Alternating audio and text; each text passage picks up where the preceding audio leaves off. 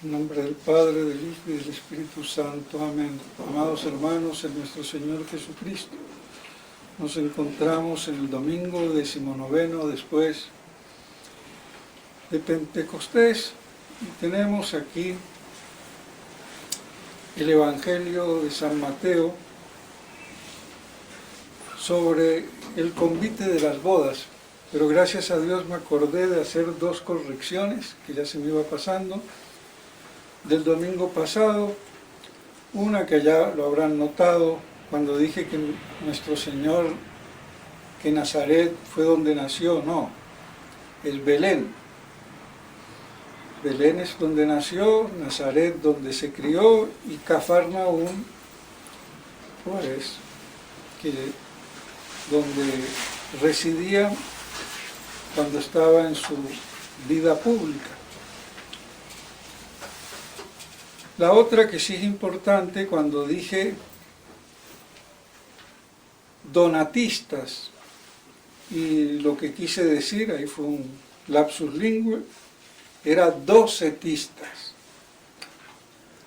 Los docetistas, que eran los que negaban la encarnación, que era una apariencia, y entonces así por eso eran docetas, porque eran apariencia, significa, de la encarnación, y dije donatistas. Bueno, parecido, pero no es lo mismo. Pues bien, entonces, como decía, esta parábola,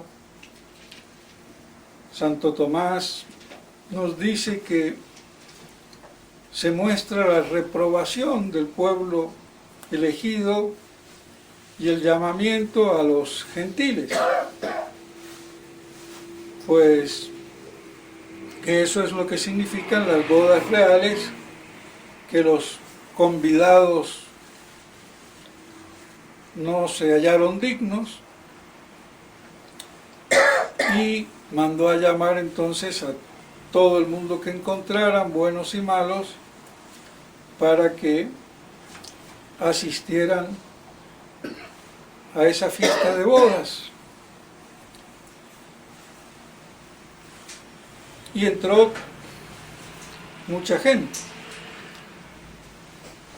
Y sorpresivamente a uno lo encontró el rey que no estaba con vestido de bodas. Bueno, no dice si los recogió en la calle y así a las apuradas qué vestido nupcial le iba a pedir, pero bueno, de todos modos aquí están los aspectos un poco raros, desproporcionados o estrambóticos, pero es con el fin para que nos golpee y nos quede como grabados. Y entonces, al no tener la vestimenta de bodas, lo manda afuera, a las tinieblas exteriores, y los comentadores dicen al infierno, es decir, de todos aquellos, uno no fue hallado digno y terminó en el infierno. Bueno, hasta aquí no hay problema, está claro, y más si lo dice Santo Tomás, que es la reprobación de los elegidos de la primera hora, como quien dice, el pueblo elegido, los judíos, que no fueron hallados dignos, y el llamamiento a los gentiles. Y hasta aquí, pues bueno, no habría mayor problema, y eso es, de hecho, lo que ha pasado. Aunque hay que decir que esa reprobación no es definitiva, porque es uno de los grandes misterios, la conversión del pueblo judío, así como su deicidio fue un gran misterio de iniquidad, su conversión será lo opuesto, un gran milagro, como quieramos, de ver a ese pueblo convertido, pero no va a ser antes de la parucía, porque es imposible antes, porque antes de la parusía está el hecatombe, el anticristo, que ellos aupan, y entonces no puede ser sino en la misma parusía, y quizás por eso dice, mirarán, verán Berira, y verán al que traspasar. Y el problema empieza con el final, porque muchos llamados y pocos escogidos.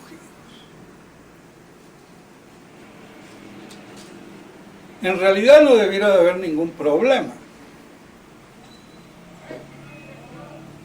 ¿Por qué? Porque estas palabras no cuadran con toda la simbología de la parábola. Porque en definitiva, si fueron llamados muchos a las bodas, uno solo es hallado indigno, uno solo se condenaría o se condena. Y no son pocos, sino muchos llamados y uno solo condenado. Esa es la lógica del tema. Y el que diga otra cosa está desvariando. En primer término. Pero a los teólogos, a los hombres de iglesia, a los predicadores, se les ha antojado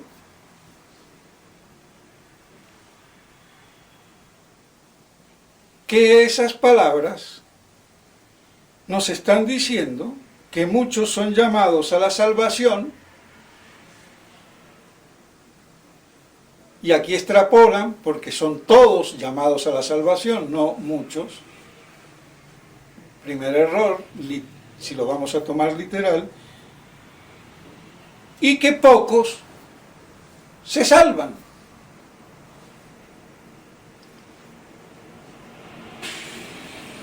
Y esto no cuadra, primero, porque ya lo dije antes, uno solo se condena. Entonces no son pocos, ni muchos, uno solo. Entonces, ¿a cuento de qué viene? A prejuicios de la mala formación teológica del problema de la predestinación. Así de claro. Y como el problema de la predestinación estaba mal barajeado, ya con el famoso Báñez de la famosa mal llamada escuela tomista bañesiana, entre otras cosas, Bañecito, queriendo defender la primacía de la gracia, dejaba la libertad noqueada. Eso no quiere decir que el que le contradecía, que eran los jesuitas, los molinistas, tuvieran razón. Esos son antitomistas de primera a final. Pero la cuestión de Báñez es estúpida, porque terminaba diciendo que la gracia suficiente y la gracia eficaz, la primera, la suficiente, no nos salva, y solamente nos salva la gracia eficaz. Y él no se daba cuenta que la gracia suficiente es eficaz, pero no tiene la eficacidad infalible que tiene la gracia eficaz. Primer error que no se han dado cuenta ni él ni los tomistas de hoy, que lo siguen.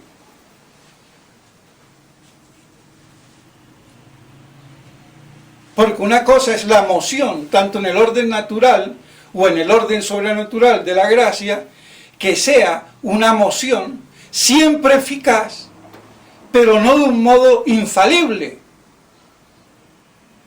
y otra de un modo falible. Primera gran distinción que no han hecho. Y terminan entonces diciendo estupideces, porque Santo Tomás nos dice que la ínfima de las gracias nos logran el cielo. Si no fueran las suficientes, las gracias suficientes, eficaces para ponernos en la vía al cielo, entonces no sería ni gracia.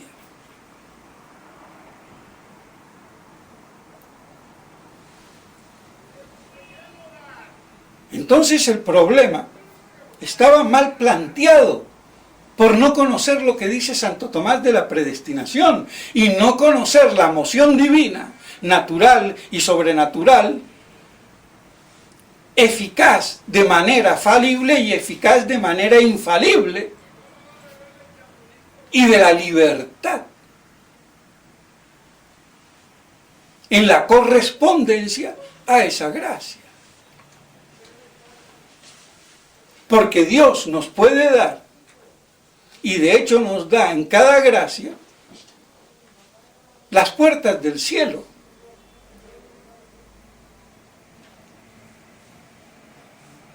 Porque si yo tomo una comparación que le doy a una persona, una llave que le sirve nada más para que entre a la primera puerta de un palacio, pero resulta que el palacio tiene 1000 habitaciones y 1000 puertas. Pero nada más me da la primera puerta, pero si abro y entro y abro y en cada puerta me dan dando una llave hasta que llegue a la última. Y en la primera tengo la última, pero de un modo condicionado hasta que no llegue hasta allá, correspondiendo con mi libertad, pues no llegaré a la última que me abre el cielo. Así de claro y de mal el ejemplo, pero creo que sirve.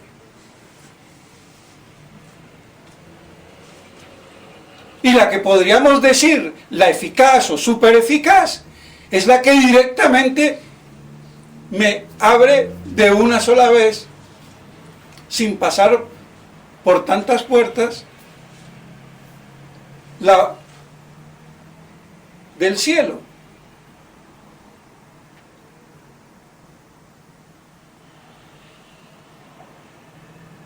Las gracias de Nuestra Señora fueron todas eficaces, por decirlo así, porque fue predestinada. Pero Dios no está obligado a darnos gracias indefectibles, infalibles, durante todo el largo de nuestra vida, porque eso no va de acuerdo a la condición de la naturaleza humana, que se mueve libremente, pero faliblemente, porque solamente Dios es infalible.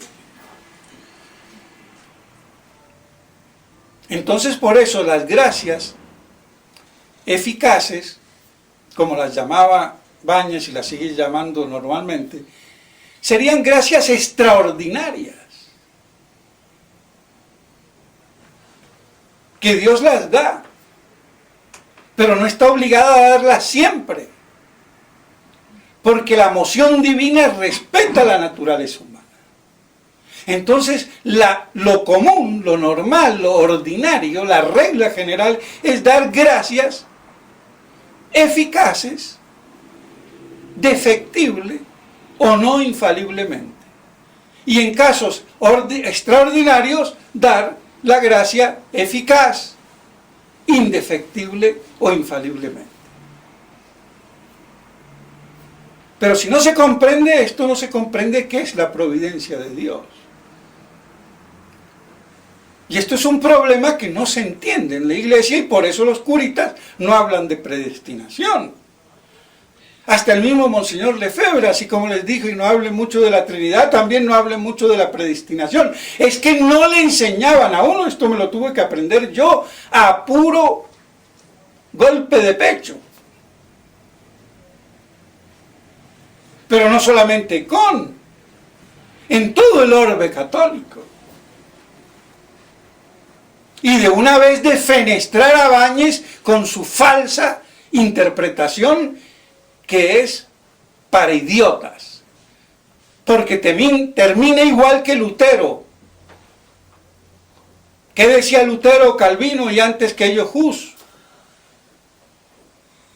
Que Dios predestina a unos elegidos a que se salven y a otros réprobos a que se condenen. Y se acabó. Eso es la predestinación calvinista, luterana, protestante. Y las arras que yo tengo de saber si soy de los elegidos como el pueblo elegido o de los réprobos como los miserables gentiles pobres, es el dinero que me da el progreso del liberalismo protestante judaico. Así de claro. Y ese fue todo el problema de la batalla de Job con sus 3 amigos. Tú perdiste toda tu herencia, tus bienes, tus propiedades, porque has pecado. Él decía, no. Yo pude haber perdido o no perdido, eso no tiene nada que ver con el pecado. Dios me lo dio, Dios me lo quitó. Pues es la mentalidad judaica, la mentalidad protestante y la mentalidad moderna. Y por eso Inglaterra, Estados Unidos y todos los países protestantes, y Alemania incluido también, van con el éxito, el progreso, y de los países ricos nos salvamos, somos predestinados. Los demás, latinos por decirlo así, y negros del África, ya son réprobos. Son goin, son ratas que se mueran. Dios los creó para el infierno. Entonces esa predeterminación o determinación, que eso es lo que es la predestinación, queda falseada y viciada, y no se dan cuenta los católicos. Ibáñez, que queriendo defender los principios de Santo Tomás contra los antitomistas, suarecianos, jesuitas, terminan igual. Y lo disimulo con que Dios da la gracia, pero una no me sirve y la otra sí me sirve.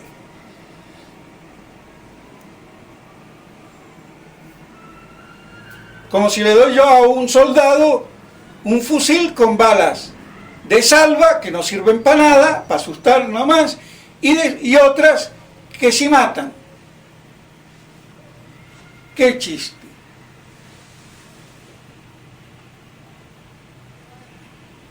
Entonces vean la ignorancia crasa que hay. Y eso es lo que explica que de esto no se habla. Y el pobre Monseñor Lefebvre, no hablen mucho de eso. Metámosle violín de Kempis. Tú reza, pero no te preocupes que es la Trinidad. De pronto ese es orgullo intelectual. Tú rezas, sí, claro, a la monachita. Por eso el padre Fabro, con mucho tino, dijo que el Kempis era nominalista, voluntarista. Y de ahí me agarré yo para poder ya desfenestrar el Kempis, que nos tiene podrido hasta los tuétanos. Y que de ahí salió el protestantismo, y salió Lutero, y salió Erasmo. Y la devoción moderna. Y todavía los imbéciles de los católicos, aunque me incluya a mí mismo, porque estoy hablando en plural, no nos demos cuenta.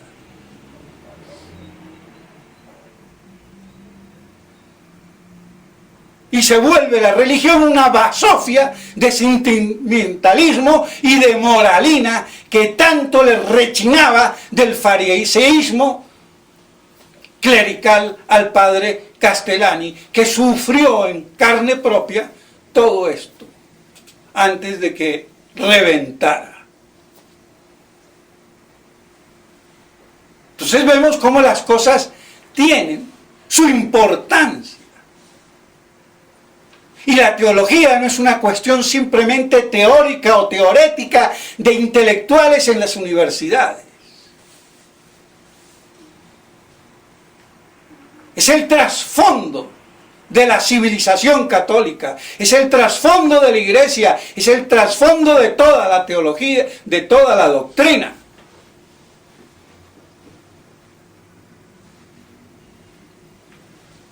Entonces caemos en un predestinacionismo brutal a lo Calvino.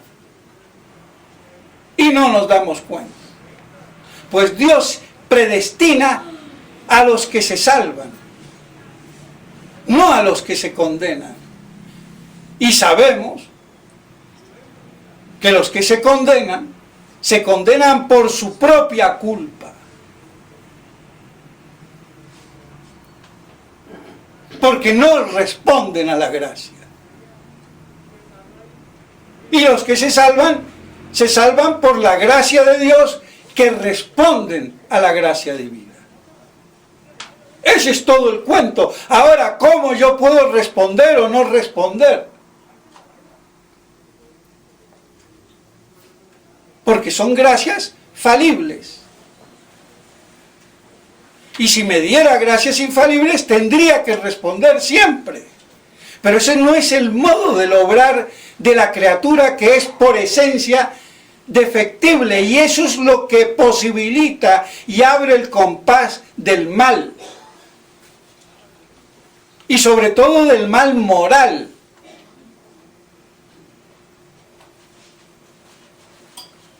Porque la libertad es para el bien. Pero una libertad que no es infalible, y la única libertad infalible es la de Dios, entonces la del ángel como la del hombre tienen que ser libertades por naturaleza y propia esencia falibles.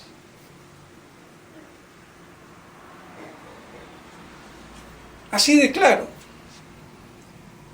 Entonces es una estupidez teológica. Primero aplicar indebidamente que muchos los llamados, pocos los escogidos, elegidos o escogidos, son los salvados. Y que entonces los menos son los que se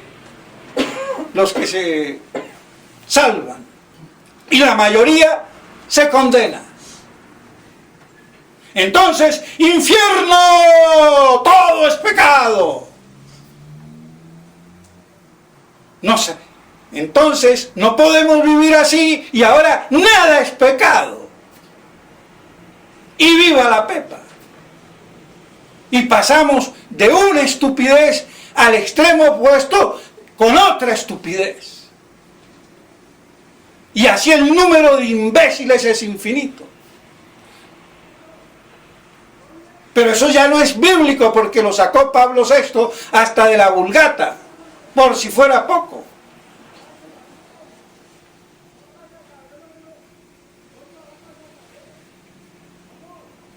Entonces, ¿cómo es posible?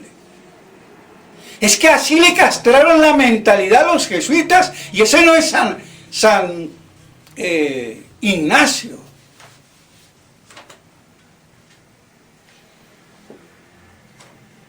Esa fue la desviación de San Ignacio.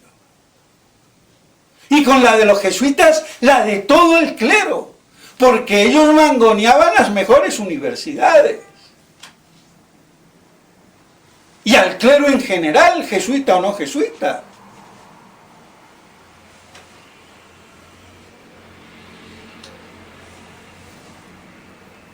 Entonces, ¿en qué se convertía la religión? En una religión del terror.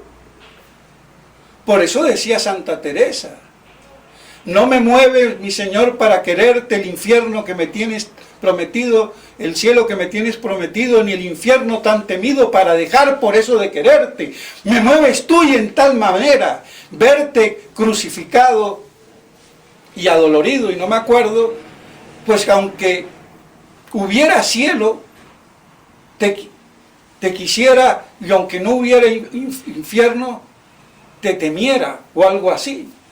Entonces, no es ni el cielo, ni el infierno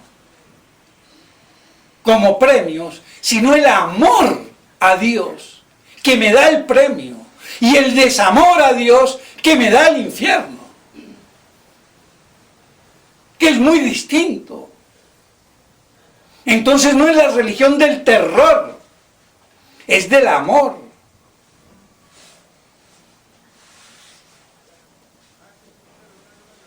Por eso el infierno es el odio a Dios. En primer lugar. Después vendrán las llamas.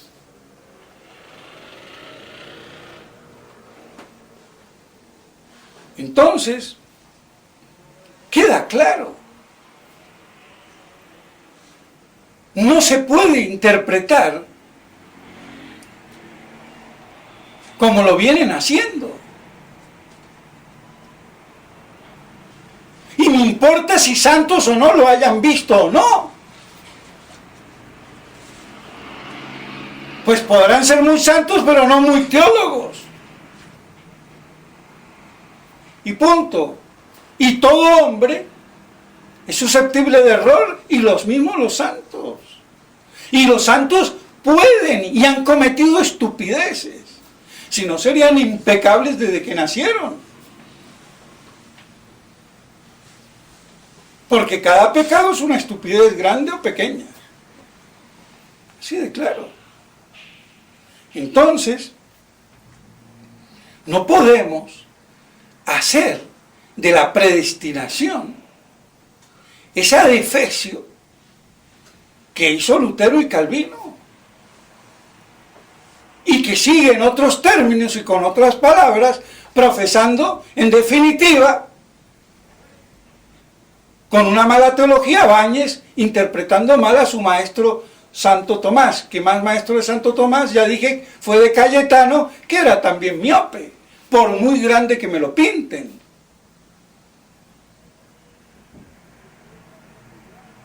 Y ya creo que he hablado de varios errores de la mal llamada escuela tomista, que es mejor Cayetano Bailesiana, y no voy a entrar en eso a recordarlo ahora más, pero aquí vemos un problema bien grande y bien actual.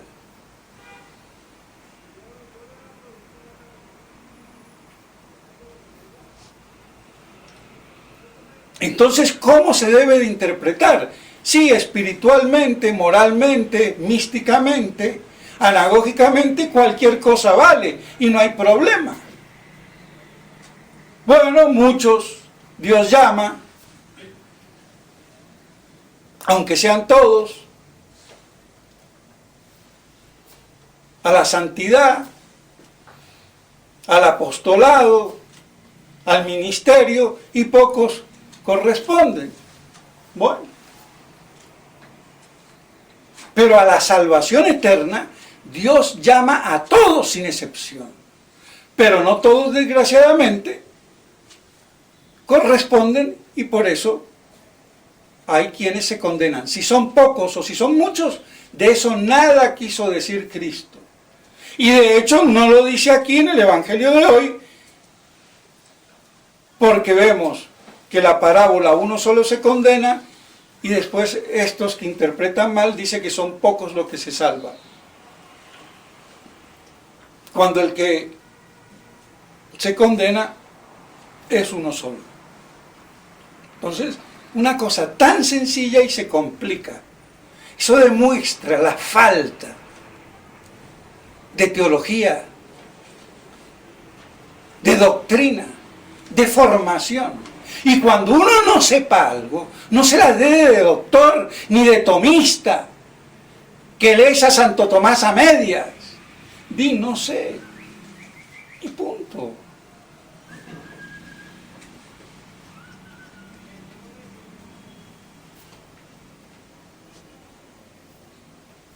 Pues bien, entonces, queda claro que no se refiere a la salvación, ni a la condenación literal, el sentido literal de estas palabras, muchos los llamados, pocos los escogidos. Eso queda claro. pero puede tener y tiene un significado literal en otro plano, no en el de la salvación o de la condenación, sino el de las bodas de la que me está hablando y de los banquetes que me está hablando en tantas partes y aquí de manera especial, las bodas de mi hijo.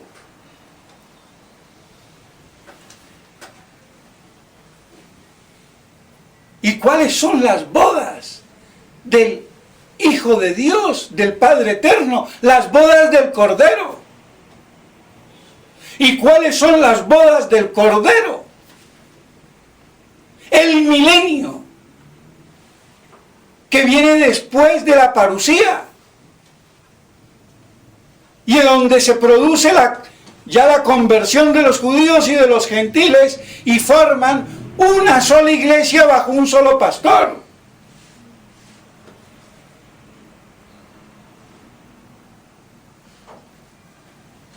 Entonces, aquí la cosa cambia. ¿Y en qué me atrevo yo a decir eso? Bueno, no me pasa la Biblia, tenía ahí el apunte, pero lo olvidé. ¿De dónde lo saco? Que las bodas del Cordero es el milenio. Pues en el Apocalipsis.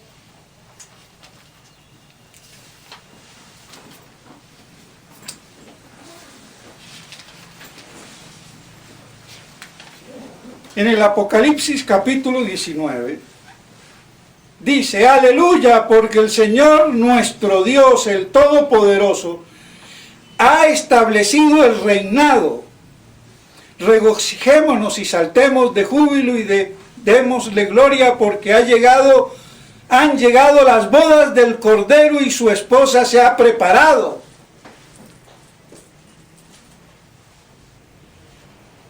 ¿Es de fe o no es de fe? ¿Lo dice la Biblia o no lo dice la Biblia?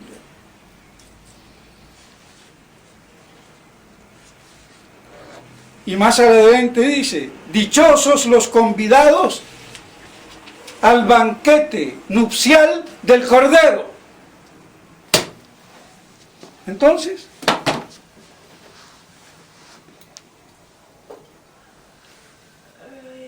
queda claro y es evidente que esto se ha volatilizado. De esto no se ha predicado, pero como de tantas cosas fundamentales. Y todo esto ha hecho el derrumbe que vemos de la jerarquía y de la misma iglesia en su parte humana.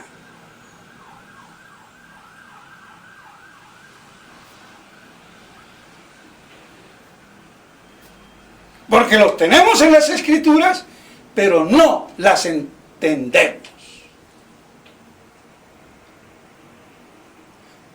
Parecido o exactamente a los judíos. Y quizás peor. Pero mucho doctorcito exegético y teológico de Piricuato.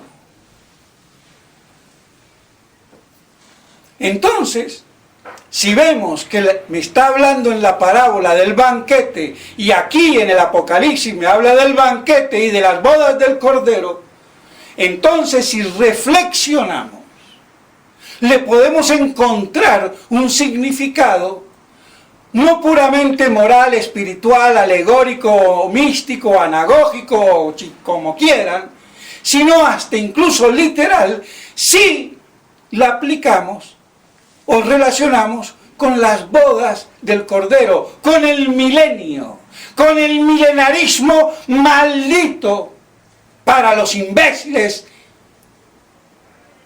herejes.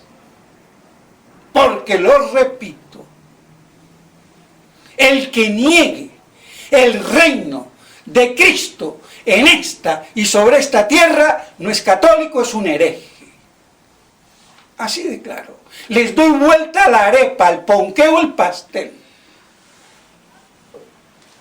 Antes había que ser milenarista cuasimodo, con temor, es una opinión. Sí, pero no. Ahora les doy vuelta. Hay que serlo porque si no, dejas de ser católico. Así. Y si no te gusta, estudia y piénsalo. Que la Iglesia no haya dogmatizado, la Iglesia no dogmatiza de todo. Ni tiene por qué dogmatizar de todo. Pues bien, entonces, dentro de ese contexto de las bodas, muchos llamados a esas bodas y pocos elegidos. Y yo ya decía, en general, que podía ser la primera resurrección, los vivos transformados y arrebatados con la de primera resurrección, y los viadores. Pero ahora le hago una rectificación. Bajo el sentido estricto del milenarismo de San Ireneo, explicado por el padre Orbe, gran especialista de los 3 o 4 primeros siglos de la Iglesia y de San Ireneo en particular, reconocido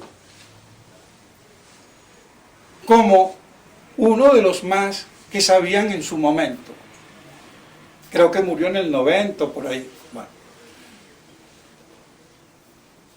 La cuestión es que dentro de la óptica de San Ireneo, que me precisa lo que los otros o los demás padres de la Iglesia milenaristas no precisan o ponen, como en la primera resurrección será parcial, no total, no de todos los santos, sino de algunos santos, de los privilegiados, y ahí entra Lacunza, Rovira, Alcañiz,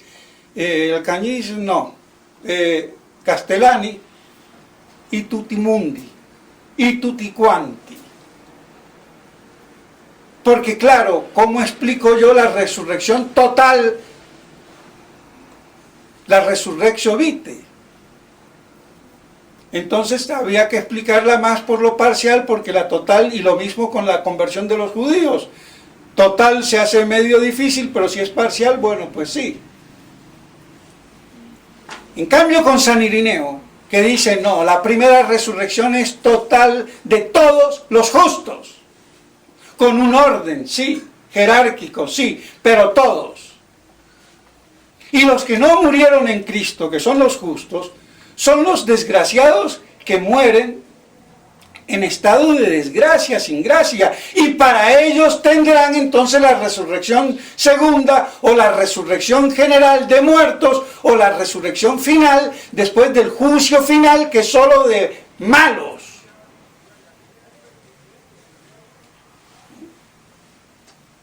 Entonces no deja espacio.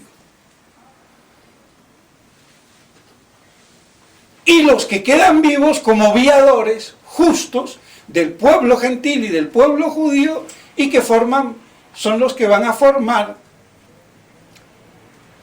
la parte viadora de la Iglesia en el milenio, con hijos santos,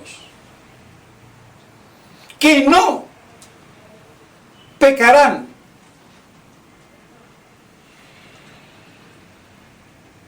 porque se les transmitirá la gracia de sus padres y serán libres. Ahí podríamos decir gracias infalibles, eficaces infalibles. Y que después de ese periodo de una vida larga no morirán, y serán después que haya el juicio final de los malos.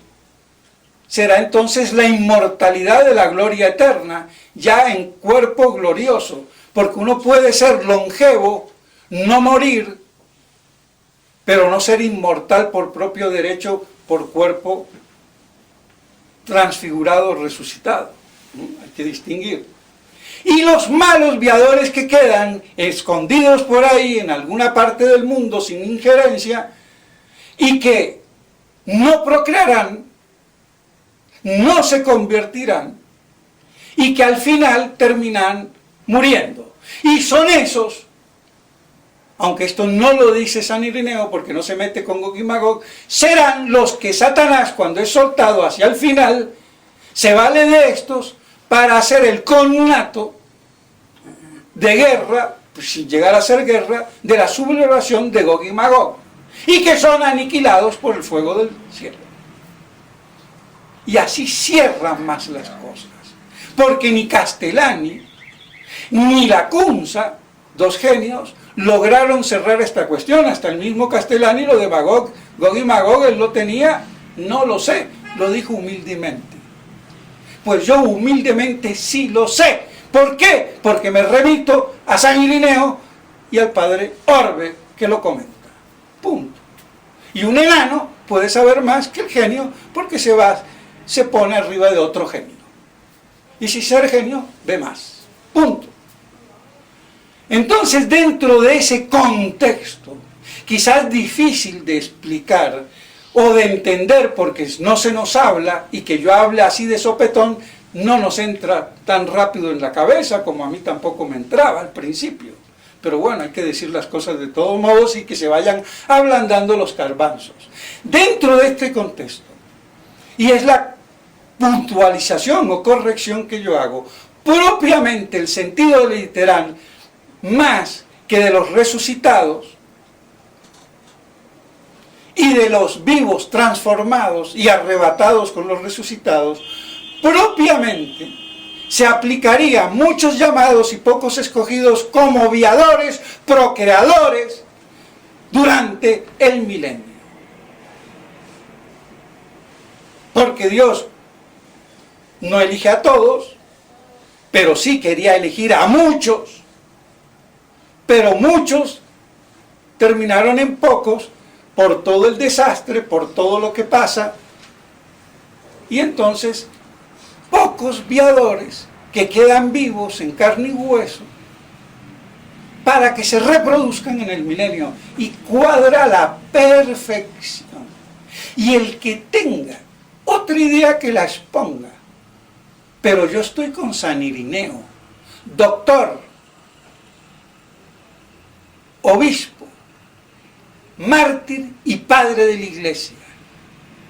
Ni San Agustín ni Santo Tomás tuvieron tantos títulos. Aunque como doctor el de Santo Tomás es insuperable. Pero ser obispo, mártir y padre de la Iglesia, eso pesa. Y al que no le pese, que se vaya, si quiere, con San Jerónimo, que ni fue padre de la Iglesia, bueno, sí, de la Iglesia sí fue padre, perdón, pero no fue mártir, ni fue obispo. Y lo mismo le pasó a San Agustín. Entonces, si vamos a invocar el argumento de autoridad, pues la mía está mejor fundamentada y fundada y en la lógica exegética que reclaman los textos. Entonces vemos cómo ahí sí tiene, ya me alargué, pero bueno, no me quería alargar, pero hay que medio explicar, porque si no esto como se engarza.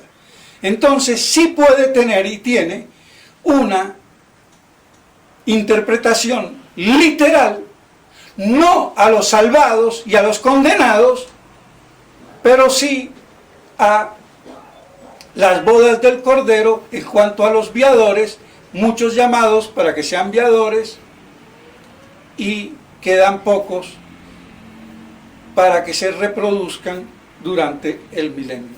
Y aquí acabo, y de esto podremos seguir hablando y así ayudar a comprender un poco más los textos de las Escrituras en la medida y las luces que Dios y los santos hombres que nos han precedido, pero hay que saber buscar en cuál apoyarse mejor. Que la Santísima Virgen nos ayude y que podamos así comprender un poquito más el Evangelio de hoy. En nombre del Padre, del Hijo y del Espíritu Santo. Amén.